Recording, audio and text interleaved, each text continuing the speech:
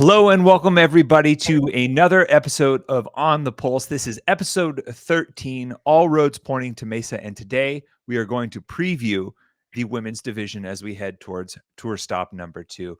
I'm joined, as always, by our panel of experts. This time we have none other than the man from Hawaii himself, Seth Page, and also multi-year games athlete and a commentator inside the booth with me once we get to tour stop number 2. That's Gabriela Migala. Seth, Gabby, how are you guys doing? Let's start since we're in such different parts of the globe right now. How's the summer treating you? Well, the weather in Hawaii is basically just nice year round. We get maybe a little more humidity, but I don't mind that. Makes it easier to sweat in my workouts. Just been doing a lot of coaching and trying to get my own workouts in the summer. Nothing too groundbreaking here.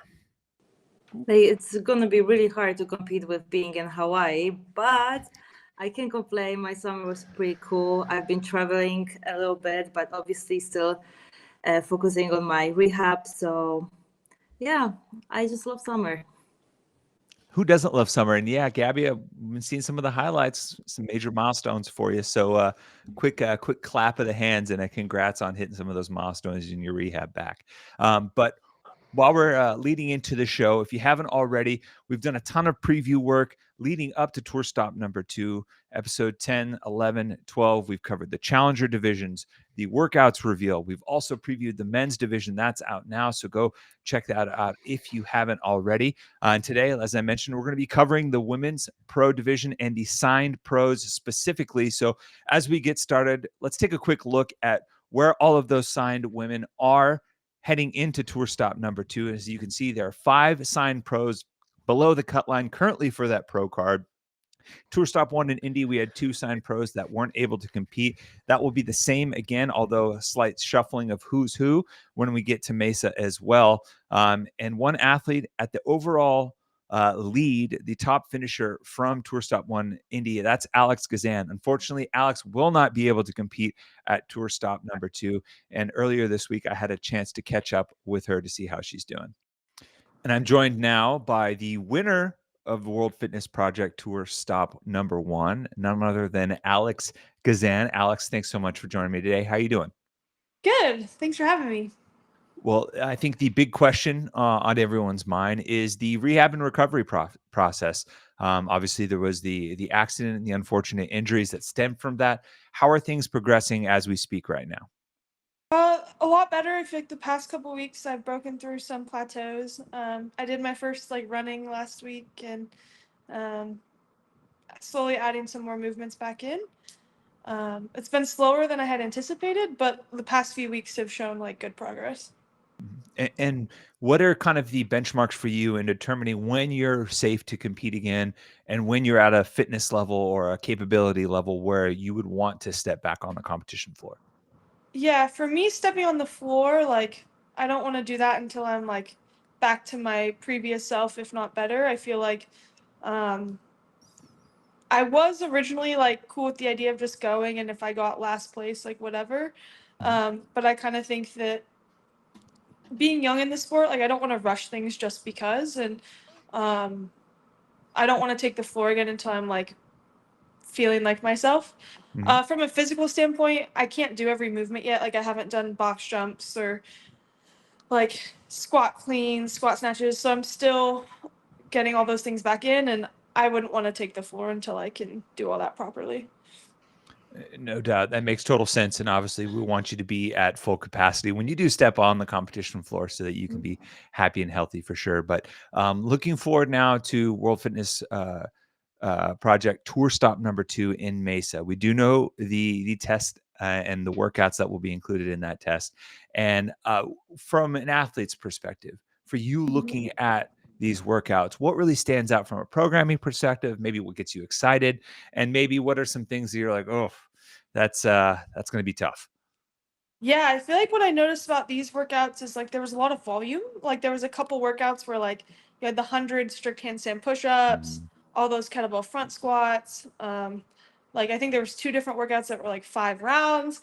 So I think they're going to be tough in the fact of it's a grind, a few of them, and obviously even just the 2 miles, it's straight up, but that's going to be really tough. I think they look really fun though. I was definitely like, dang it, seeing them, and I'm sure Gabby can relate too. Like you see workouts, you're like, oh, that'd be fun, but yeah. And one quick thing, there was an adjustment from a back squat to a clean. How does that change affect you as an athlete? Like what are the difference in your mind in testing your upper limits for those two?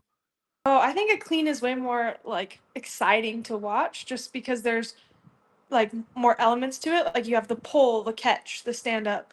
It's a little more dynamic. So I think that's gonna be like it's like more exciting, like more fun.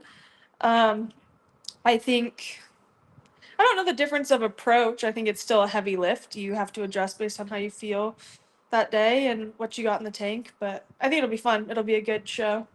Yeah, for sure. And before we let you go, regarding that show, what's the top number you think we're going to see on the women's side? For a clean, oh, like 270 or more, I think. Ooh, 270. Yeah, that would be exciting. Well, hopefully we get to see a 270 clean out of I was Alex close on Gazan the in the back future. squats for the game, so maybe I'll be close again. Hey, you were close. You weren't too far off. But Yeah. well, Alex, rest up, get better. We want to see you out on the competition floor soon. So hopefully all of the rest and recovery and the rehab going forward goes as planned. And yeah, we'll get to catch up with you again soon. Thank you for having me. Thanks again to Alex for taking the time out of her recovery process to join us. And Seth, you heard her say that she doesn't want to come back until she knows she's fully capable. And it's hard to ignore the fact that there's going to be a huge hole left behind because when she was fully capable, she was the top athlete in tour stop number 1. Yeah, I mean, she's been on a steady ascent back since the Granite Games semifinal about 4 years ago now, just rising up to be really one of the top 3 or 4 women in the sport consistently. She's been working very diligent to get rid of a lot of her weaknesses that she had, specifically on the snatch and maybe another lift here or there. But for the most part, she's basically always a podium contender and a threat to take the top spot at any given weekend. It's a shame what happened took her away from the games this year, because it would be nice to see some more samples of her competing at the highest level. So what we have to go on basically is just tour stop 1 for this season and how she did qualifying for the games before that. So I expected big things from her, but her being young, I appreciate her maturity and waiting to come back until she's feeling 100% confident. I think in this sport, it's very easy to rush it because people feel like there's a very short timeline on how long they can compete for before they're either moving on, getting a career in another path or something like that. So she's being very patient, and I think it's going to pay off for someone like her. And Gabby, I know that's something you can relate to as someone who's also rehabbing from an injury of their own. Oh, definitely. I'm just so heartbroken for her. I totally know how she feels right now. And at the beginning, when the injury happened, obviously the first thought she had is, yes, I'm going to come back as soon as possible. But I'm glad to hear that she changed her approach to the recovery and she's going to be taking the patient approach. Yeah, patient approach, long-term approach, something for a young athlete like Alex is certainly going to be the wise option. But, sorry, I'm going to jump in. Based on your interview you did, which was great, it sounds like she's making enough progress to be on track to maybe come back for the finals in December, which I just want to remind everybody is huge because it's double points. And she's already got that 500 locked up. So if she just competes in December and does really, really well, she should be in line to continue to keep her pro card for next year. So it's important. Yeah, that's a great point, Seth. By virtue of the fact that she won and got the maximum amount of points, in that first tour stop, buys her a little bit of a leeway to, hopefully, miss out this in the coming weeks and still have a great shot once, like you said, the points double once we get to the fitness finals in Copenhagen. But one of the, kind of bittersweet aspects of, an injury and athlete sitting out is there is an opportunity for someone else to kind of take that top spot. And Gabby, we'll start with you. Is it safe to say that given everything that's transpired with Alex being out, that Lucy Campbell could potentially be the favorite heading into Mesa? She could be. I'm going to agree with that. And Seth, I mean, you guys debate it. Why do you think that Lucy is potentially a favorite? I don't know, Seth, if you agree. I think if Vegas was putting odds on this, I think they would put them best for her. However, just based on we're kind of using some past events to put her on the theoretical top of the podium here, just based on what she did at the games in Wadapalooza earlier this year. But she didn't finish at the top of Tour Stop 1. And I think the structure of the event actually doesn't always play in her favor. I think the more fitness and the more kind of enduring that happens, the better off she's going to be. And I think she struggles with some of the heavier weights and maybe even some of the more challenging movements where she's just got like an engine that just doesn't quit. And I think across these 7 workouts we're going to see, there's a chance for some other athletes to slide up and actually beat her, like Olivia, like Danielle Brandon, like Ariel. I think it's going to be a lot tighter across this weekend than maybe we saw with her gap between those athletes at the games. And Gabby, real quick, we are starting with a 2-mile run. That's something that Lucy is quite good at. And if you're the favorite and you have a good event to start, how much does that boost your confidence going on the rest of the weekend? Oh, this is how you always want to start your weekend. Well, all this conversation about top dogs, and Seth reeled off a few athletes there. One athlete he didn't mention was Laura Horvath. And Laura Horvath may be in a slightly unfamiliar position as far as expectations go coming into this next tour stop. But if you look at her average finish across year to year, coming into 2025, she was arguably maybe one of the favorites to win the entire season. And if you look at those finishes, Laura Horvath typically has averaged a finish across all events for her career towards the top of the leaderboard, with 2025 being the lone exception with her average event finish hovering around 5. So a little bit of a regression there. And Seth, I want to ask you, how much of a threat do you think Laura is for that top spot, knowing that one of the things that has traditionally tripped her up is going to be looming large in one of the early events with those handstand push-ups? Yeah, that's always been a weakness of hers that she, for some reason, just hasn't been able to overcome. And 100 strict handstand push-ups is certainly going to put her near the backside of the pack for the most part.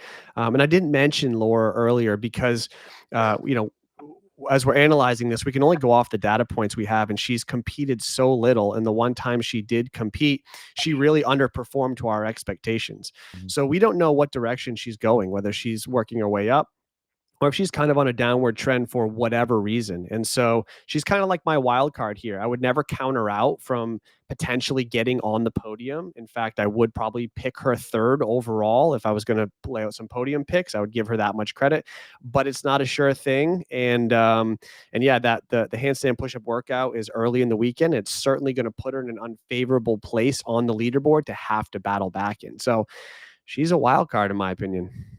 We could see, a little bit of seesawing, especially with 4A and 4B, the max clean, plus that short, aggressive, high power output with the row and dumbbells. That could be a nice bounce back for her to kind of counteract that low finish. But as we look elsewhere in top contenders and people that could have a good showing in Mesa, Gabby, I know another UK athlete stands out for you, and Amy Kringle. Amy is another great runner, so it's going to be interesting to see who's gonna end up doing better on the first event. Also, Amy established herself as a final heat kind of athlete after her last 2 competitions, and making the podium at the first tour stop in Indianapolis surprised a lot of people. And now she had done so by beating some of the best female athletes from North America too. And at the games, it looked like she might get another podium, because she was just 3rd with only 2 events remaining. In the end, she finished 8th, which it's still amazing. Especially it was just her 2nd time at the game, so that was very impressive. For sure. And I think she definitely, like you mentioned, caught a lot of people's eyes in Tour Stop 1 is, hey, okay, maybe she's made that next step, and we have to start considering her amongst the top athletes in the sport on the women's side, if that trend continues. But shifting gears a little bit for some athletes that are maybe looking for a bit of a bounce back, not just from, tour stop to tour stop, but their games finished and how they've performed across the calendar year as a whole. Seth, which athletes do you think are kind of poised or looking to have that bounce back? Yeah, I'm not totally convinced they're poised. I kind of want to see something out of these three, but Alexis Raptis is definitely somebody that we would have been talking about over the last couple of years being a top 5 threat overall at any major event. It just appears that she has had issues staying healthy. She keeps coming to these events having some sort of ailment. Sounds like her back was an issue at the game. Sounds like she potentially had the flu or something at Wadapalooza. So we actually haven't seen the best of her in about a year now, in my opinion. So if she can put together a healthy weekend, like she could definitely surprise everybody. She's young enough to make that comeback and make that switch. We have Haley Adams, who didn't get to compete in Tour Stop 1. I think she had an ailment coming into that weekend. She underperformed, I think, to a lot of people's expectations at the games. I think she was around 19th or something like that. So that's almost the bottom third of the pack. She's someone we're used to seeing hit home runs in longer events and even some of the high skill events and even taking event wins. She didn't really have that. In fact, she had 4 finishes in the 20s or worst at the games, and then 4 more finishes from 11th to 19th. And that's just not going to get it done in that field or in this field. And then finally, Brooke Wells, we haven't seen what we consider to be kind of the classic Brooke Wells performances in quite some time either. She used to be a home run hitter as well with some of the heavier events. And I think her best finish at the games was 5th this year, and really nothing else to even speak about that's impressive. So not to say that any of these 3 should be counted out, and they're athletes that we always talk about leading these big competitions. But before I start to give them any credit back, I need to see them perform at this higher level when we have this other group of 5, 6, 7 women at the top that we can easily, be more confident in at this point. For sure, and you make great points there. I'll be a little bit of a good cop, bad cop. We'll play that game if you want to. If there's certainly some things to rally around for Alexis, that despite the back injury, she's still a top 10 athlete at the games. That's probably an extra arrow in her quiver. Haley made a post, on Instagram that maybe wasn't the expected performance, but her body's healthy. Her mind is happy, and that's usually the building blocks for better performance, at least in the interim. And I think for Brooke, the retirement announcement, something that weighs heavy on her. And it was very apparent that as the weekend went along in Albany, there was an overwhelming sense of gratitude. And I think hopefully that's a big weight off of her shoulders as she transitions over to Tour Stop 2 and beyond. So, and I'll give you all those things, but at the same time, this is like the most intense field of women. That between the games was very tough, and this is very tough. You can't have something sitting in the back of your head that's going to hold you back, whether it's fear of another injury coming back up or even some sort of mental block. And so while I do think they're talented enough to get there, and I hope the best for them, I do want to see it. So if that makes me a bad cop, so be it. Just tapping into some tropes there. I don't think it necessarily makes you a bad cop for sure. I think they're valid points. And if you're looking at both sides of the coin, I think there are some rallying points, at least what those athletes might be telling themselves to hopefully be able to come up and show you, what they're capable of and give you that performance that I know you want to see for sure. For sure. But kind of moving elsewhere, some athletes that did perform very well and are coming off maybe, a little bit of a high or a strong performance as we move forward in the calendar year. Gabby, it's hard to ignore what Olivia Kerstetter did in Albany and how she's potentially setting herself up for the rest of the year. Yeah, considering that she's still only 19 years old, she has seen, done, experienced, and accomplished so much. I mean, everyone will see 3rd place at the games and be either surprised or impressed or both. But a result like that was coming. It was coming if you look back at the signs. I mean, there are 2 championships and 3 podiums as a teenager. And more recently, she's been climbing the ranks. With 8th place finish at the first Tour Stop, then shortly after win at TFX to earn her spot at the games. It's just great to see her all around game as an athlete is getting better and better. Yeah. But I have to say that it's still going to be hard for her to get another podium finish in Mesa. I think she still going to finish in top 10, in my opinion. Well, and it may be a kind of a repeat performance of how things went down for her in Albany with the longer event, the run heavy event starting out. Not the best finish for her, but she was able to claw her way back the rest of the weekend, and we could potentially see something similar once we get to Mesa. And Seth, another athlete that I think, right there in the podium discussion, was similar story when we were at Tour Stop 1 was Danielle Brandon. Yeah, I don't think anyone had her pick to be on the podium at Tour Stop 1 that I'm aware of, and she definitely outperformed expectations. She showed us some of the things that she wasn't super strong with in the past were not issues for her anymore. Particularly, I think she kind of blew a lot of us away right out of the gate with her performance on her run pacing with the muscle ups and the snatches after that. I think that really set the tone for her and gave her some confidence, and she's been building that into the season. A very, very strong finish at the games. She took 7 top 10 finishes out of 10 events at the games. If that's not, some of the most consistent performances that we're going to see, I don't know what is. And so we know that her weak point was the heavy squat. We'll see where she can finish, probably a little better on a clean than she'll do on a squat versus the field. So maybe she makes up a little ground there. But overall, I just expect a very similar, consistent performance and scoring from her coming up. No reason for me to guess otherwise.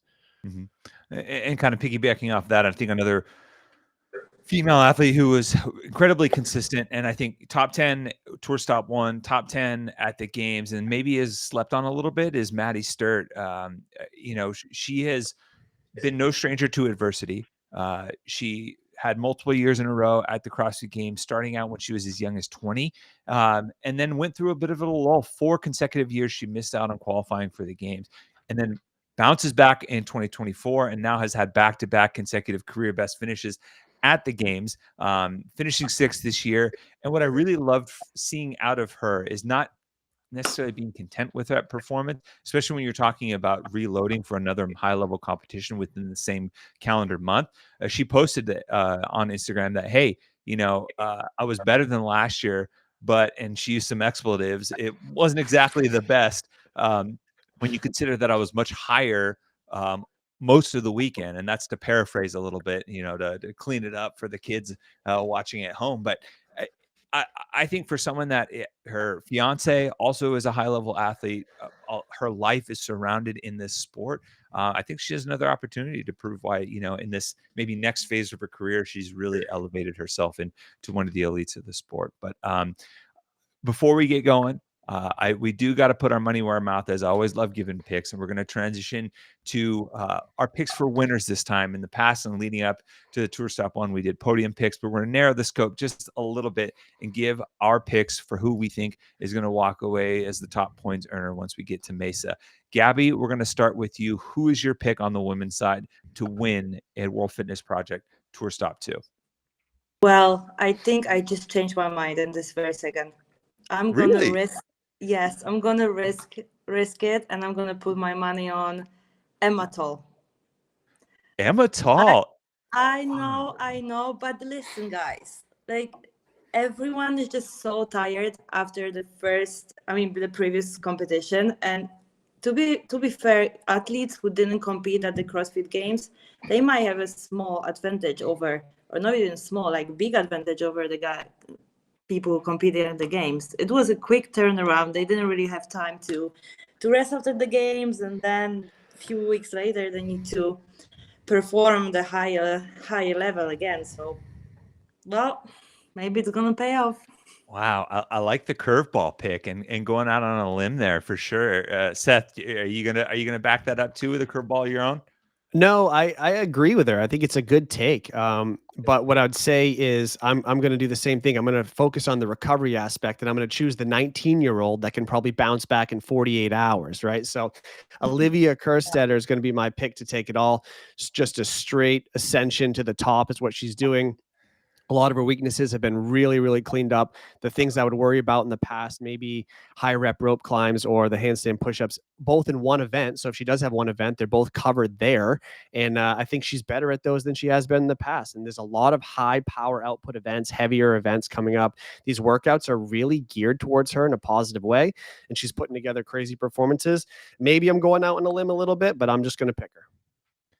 I love that pick as well. And since Gabby pivoted, I'm going to pivot just a little bit. I'm just going to cheat and say the UK women. I'm going to go the Kringle Campbell connection, Triple C. Trademark that if you want.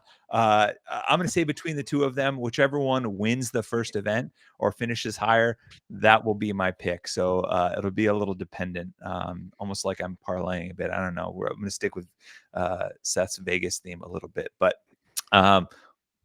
all that leads to, what we're going to see actually play out on the competition floor in a couple of weeks. We're still a couple of weeks away from Mesa, but if you want the full lay of the land, we just talked the signed female pros. You can go back and check our episode where we break down all of the challenger divisions and the other women that will be competing live in Mesa and also competing for tour points in hopes of ultimately getting that coveted pro card.